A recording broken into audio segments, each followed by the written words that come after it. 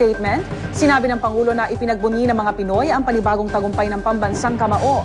At tulad noon ng pagiging makabayan at walang humpay na pagsusumikap daw ang sikreto ni Manny sa kanyang tinatamasang tagumpay. Ayon pa sa Pangulo, ang pagsisikap at pagkakaisa rin ang pinakamabisang susi para sa landas tungo sa inaasam na tagumpay naman ng sambayanang Pilipino. At para magbigay ng kanilang post-fight analysis sa bakbakang Manny Pacquiao at Joshua Clottey, makakausap po natin live sa studio ang dalawang boxing analyst na sina Atty. Ed Tolentino at Dennis Principe. Good morning, Atty. Ed. Dennis, good morning. Magandang umaga, Igan. Ayan.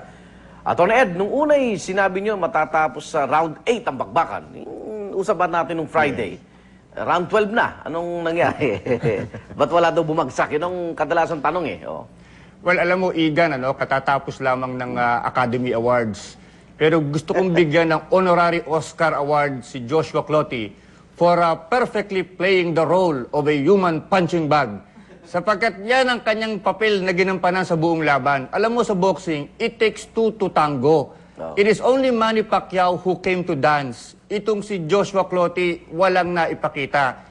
He is really from Ghana sapagkat walang kagana-gana. Yung kanyang naging opensa, He fought like a priest. He refused to step out of his confession booth. Yan ang naging problema ni Joshua Clottey. And I do not believe that he had a fight plan for Manny Pacquiao. He only wanted to survive the entire 12 rounds and keep his reputation of not having been knocked out intact. Iyon ang problema dyan sa laban na yan. Dennis, kung dumating ba yung trainer talaga nitong si Clottey, ibang laban yung masasaksihan natin kasi hindi rin biro yung suntok na pinakawalan niya kay Pacquiao.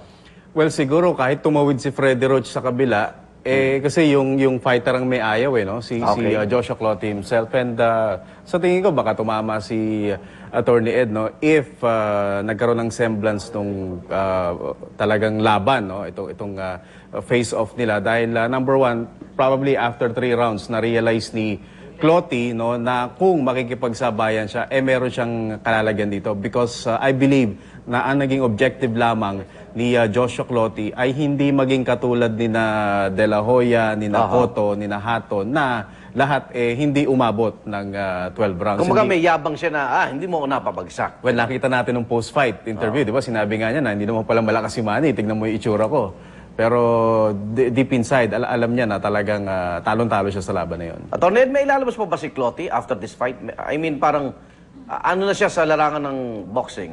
Alam mo, before this fight, meron ng mga agam-agam ang mga eksperto na baka maging boring nga ang laban kung puro depensa ang gagawin ni Joshua Clottey.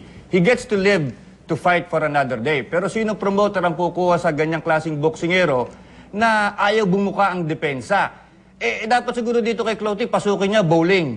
Kasi kung siya'y bowling pin, kaiilag sa bola, pwede kang manalo. Bababa ang score ng player. Kailangan sumuntok ka sa boxing. Ito, tingnan mo, ayaw sumuntok. Ang kulang na lang sumigaw ng open sesame si Manny Pacquiao para bumuka yung depensa So, kung ako ang promoter, magdadalawang isip ako kung kukunin ko yan sapagkat hindi siya entertaining. Ang boxing, siyempre, nagbabayad yung mga tao, gusto nila makakita ng tunay na bakbakan. Pero kung titignan mo rin, maganda yung depensa niya, di ba? Ay, oo, maganda ang depensa niya. Kung nasa military siya, talagang pakikinabangan yan, Pero boxing po ito, hindi po pakikinabangan. Sa Pentagon, pakikinabangan yan. Pero dito, sa boxing, you only win fights by throwing. You have to throw punches. I mean, you cannot look like Tarzan and fight like Jane. May paglalagyan ka pag ganyan ang klase ang iyong estilo. Okay. Dennis, may asama ba tayo sa Pacquiao-Mayweather fight? Siyempre, yan ang, yan ang panawagan ng mga tao. Siyempre, kailangan ng boxing ang laban na yan. But of course, kailangan niya muna makalusot dito kay Shane Mosley, come May 1. Pero alam mo, torn between yung clamor ng tao at saka yung clamor ni Nanay Junicia kahapon, yung naging interview namin ni Orly Trinidad sa DCWB, talagang halos nakikiusap na si Mami D, na kung pwede, wag na maging masyadong maambisyon daw dahil nasa kanya na lahat. So kailan yung sunod yan laban? May 1? Si Mosley. Mayweather, si Mayweather versus Mosley. May 1. So depende kung ano magiging resulta ng laban na yon. Oh, depende dahil, marami nag-expect na Mayweather mananalo ron pero siguro sa maritime mapag-usapan yun but I think mahirap din laban yun for Mayweather. Okay, maraming salamat sa ating mga naging bisita rito, sina Atty. Ed Tolentino at Dennis Principe. Matinding avalanche sa Canada, 3 ang patay. At mamahaling diamond na nalunok ng aso sa Amerika, alamin kung paano naibalik sa may-ari.